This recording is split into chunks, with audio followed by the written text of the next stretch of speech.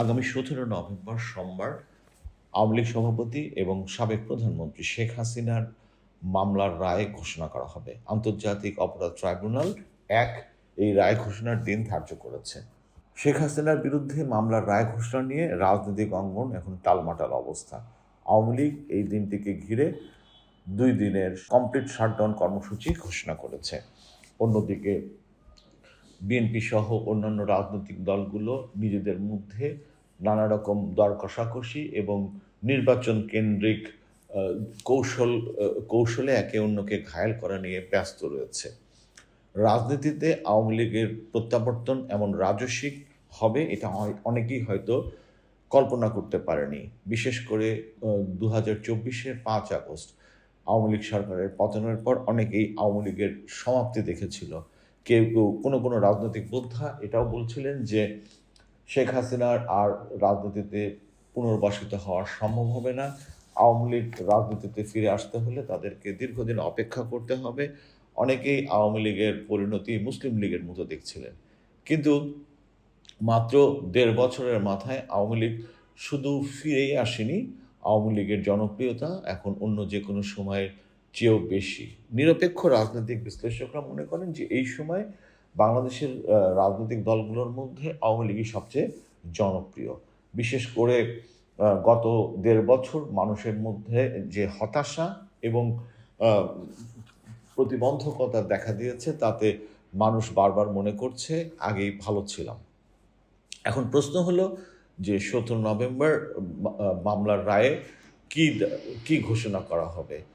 এটা গবেষণার কোনো বিষয় নয়। বোঝাই যায় যে আন্তর্জাতিক অপরাধ ট্রাইব্যুনালের এই মামলায় শেখ হাসিনা সহ অন্য যারা আসামি আছেন তাদেরকে সর্বোচ্চ শাস্তি দেওয়া হবে। কারণ ইতিমধ্যে আইনজীবী তাজুল ইসলাম বলেছেন যে তারা সর্বোচ্চ শাস্তি চান এবং তিনি এটিও বলেছেন যে ১০০০ বার ফাঁসি হওয়া উচিত, যেটি রাজনীতির ভাষা, আইনের পরিভাষার কোনো বক্তব্য হতে পারে না। একজন আইনজীবী আইনের বাইরে গিয়ে কোনো কথা বলাটা শুধুমাত্র আইনি রীতিনীতির বিরুদ্ধে নয়, বরং এটি একটি বাজে সংস্কৃতি হিসেবে বিবেচিত হয়। তাজুল ইসলাম অতি উৎসাহী হয়েই হোক বা আইনের প্রতি তার জ্ঞানের স্বল্পতার কারণেই হোক না কেন, তিনি এরকম মন্তব্য করেছেন। কাজেই এই রায় কি শাস্তি হবে এই নিয়ে মানুষের মধ্যে কোনো জল্পনা কল্পনা নেই। বরং এই রায়ের পর কি প্রতিক্রিয়া হবে এবং এই রায় দেশের রাজনীতিতে কি প্রভাব ফেলবে সেটি এখন রাজনীতিতে সবচেয়ে গুরুত্বপূর্ণ বিষয়। রায় ঘোষণার দিন ধার্য করা হয়েছিল ১৩ নভেম্বর। ১৩ নভেম্বর আওয়ামী লীগ প্রথমবারের মতো একটি বড় ধরনের রাজনৈতিক কর্মসূচি দেয়। ঢাকা শহরে লকডাউন ডেকেছিল। এই লকডাউনের আগেই সারা দেশে নানা রকম ঘটনা ঘটে। এই সমস্ত ঘটনার প্রেক্ষাপটে আওয়ামী লীগের কর্মসূচিকে ঘিরে রাজনৈতিক অঙ্গনে একটা টানটান উত্তেজনা বিরাজ করছিল। জনমনে আতঙ্ক সৃষ্টি হয়েছিল। তাছাড়া জনগণ নানা কারণেই এই লকডাউনকে সমর্থন করেছিল বলেও ধারণা করা যায়। কারণ বাংলাদেশে গত ১৭ বছরের মধ্যে এরকম লকডাউনের আদলে সবকিছু অচল হয়ে যাওয়ার ঘটনা ঘটেনি। সেদিক থেকে এই কর্মসূচি দিয়ে আওয়ামী লীগের একটি নৈতিক বিজয় অর্জিত হয়েছে বলে মনে করা যায়। এই কর্মসূচির সাফল্যের পর আওয়ামী লীগের নেতাকর্মীরা উজ্জীবিত এবং তারা নূতন কর্মসূচি ঘোষণা করেছেন। এই কর্মসূচির মধ্যে গুরুত্বপূর্ণ হলো ১৬ এবং ১৭ তারিখ, অর্থাৎ রায় ঘোষণার আগের দিন এবং রায় ঘোষণার দিন তারা কমপ্লিট শাটডাউন কর্মসূচি দিয়েছে। এই কর্মসূচি যেরকমই হোক না কেন রাজনীতির কেন্দ্রবিন্দুতে পরিণত হয়েছে আওয়ামী লীগ এবং আওয়ামী লীগের কর্মসূচি। আওয়ামী লীগের নির্বাচন নিয়ে গত শুক্রবার প্রধান উপদেষ্টা বক্তব্য দিয়েছেন। যুক্তরাজ্যের একজন কূটনীতিকের সঙ্গে আলাপকালে তিনি বলেছেন যে আওয়ামী লীগ নির্বাচনে অংশগ্রহণ করতে পারবে না।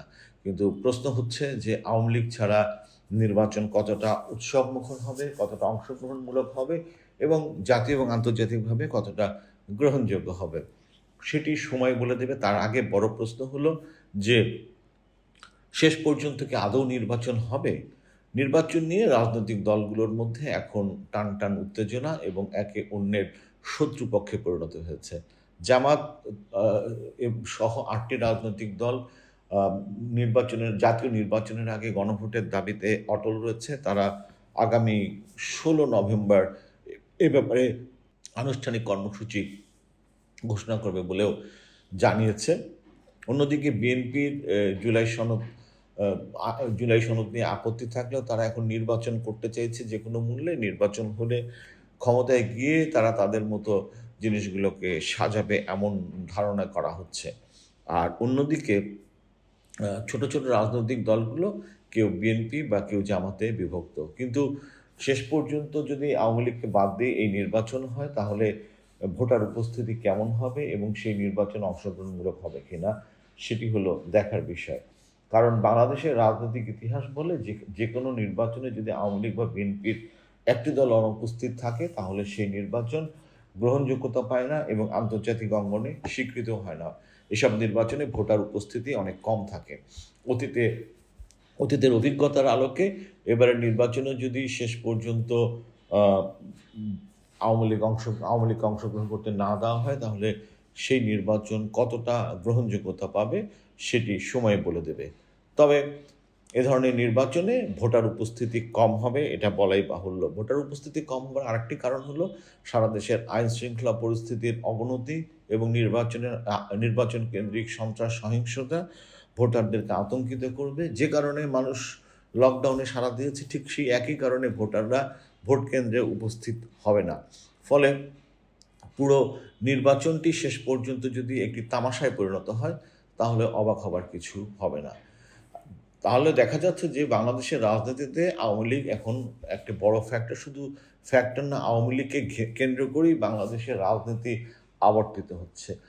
এখানে মূল বিষয়টি হলো আওয়ামী লীগ নির্বাচন করতে পারবে কি পারবে না, আওয়ামী লীগকে স্বাভাবিক রাজনীতি করতে দেয়া হবে কি হবে না, আওয়ামী লীগের বিচার হলে বাংলাদেশের রাজনীতিতে কি পরিস্থিতি তৈরি হবে। তিনটি বিষয় আওয়ামী লীগ কেন্দ্রিক, অর্থাৎ আওয়ামী লীগে এখন রাজনীতির কেন্দ্রবিন্দুতে পরিণত হয়েছে। অন্য সমস্ত রাজনৈতিক দল এমনকি অন্তর্বর্তীকালীন সরকার পার্শ্ব চরিত্র হিসেবে কাজ করছে। আওয়ামী লীগের এই প্রত্যাবর্তন কেন হলো? কেন আওয়ামী লীগ আবার জনপ্রিয়তার তুঙ্গে চলে গেল? এর কারণ বিশ্লেষণ করতে হবে আমাদেরকে আমাদের রাজনীতির ভবিষ্যৎ গতি প্রকৃতির জন্য। রাজনৈতিক বিশ্লেষকরা মনে করছেন যে 5টি কারণে আওয়ামী লীগের জনপ্রিয়তা বেড়েছে। প্রথমত, অন্তর্বর্তীকালীন সরকারের ব্যর্থতা। অন্তর্বর্তীকালীন সরকার গত 1.5 বছরের বেশি সময় ধরে দেশ পরিচালনা করতে ব্যর্থ হয়েছেন। এমনকি অন্তর্বর্তীকালীন সরকারের ঘনিষ্ঠ মিত্ররা পর্যন্ত একথা স্বীকার করছেন। দ্বিতীয়ত, আইন শৃঙ্খলা পরিস্থিতি। সাধারণ মানুষ অতিষ্ঠ হয়ে গেছে মব সন্ত্রাস, চাঁদাবাজি এবং অন্যান্য অপরাধের কারণে। তৃতীয়ত, অর্থনৈতিক দুরবস্থা, বেকারত্ব বেড়েছে, মানুষের হাতে পয়সা নেই, জিনিসপত্রের দাম বেড়েছে। সব কিছু মিলিয়ে মানুষ মনে করছে যে আগেই তারা ভালো ছিল। বিশেষ করে আওয়ামী লীগ আমলের সঙ্গে ইউনূস সরকারের আমলের তুলনা করে তারা হতাশ হচ্ছেন এবং আওয়ামী লীগের প্রতি ঝুঁকছেন। চতুর্থত, আওয়ামী লীগের কৌশল। আওয়ামী লীগ সামাজিক যোগাযোগ মাধ্যম এবং সর্বত্র একটি অত্যন্ত ভালোভাবে প্রচার করতে পেরেছে যে 5 আগস্টে কোনো বিপ্লব বা গণ অভ্যুত্থান হয়নি, এটি ছিল একটি ষড়যন্ত্র।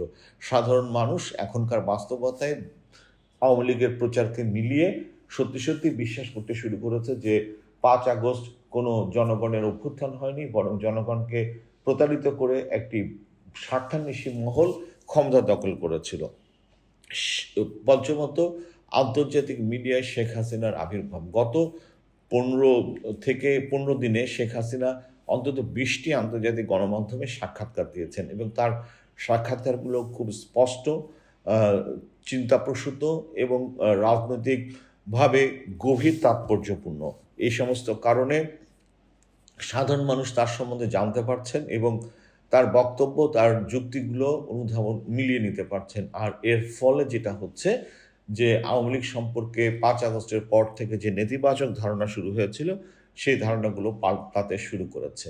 বাংলাদেশের চলতি মাস অর্থাৎ নভেম্বর মাসটি নানা কারণে গুরুত্বপূর্ণ। আওয়ামী লীগ তার রাজনৈতিক কর্মসূচি অব্যাহত রাখবে বলে জানিয়েছে। অন্যদিকে রাজনৈতিক দলগুলোর নির্বাচন কেন্দ্রিক সমীকরণ কোন পথে গিয়ে গড়ায় সেটি একটি দেখার বিষয়। সবকিছু মিলিয়ে বাংলাদেশের রাজনীতির ভবিষ্যৎ বা বাংলাদেশের রাজনীতি কোন পথে যাবে সেটি নির্ধারিত হবে মোটামুটি এই মাসেই, এবং সেখানে আওয়ামী লীগ নিঃসন্দেহে সবচেয়ে প্রধান ফ্যাক্টর হিসেবে দাঁড়াবে।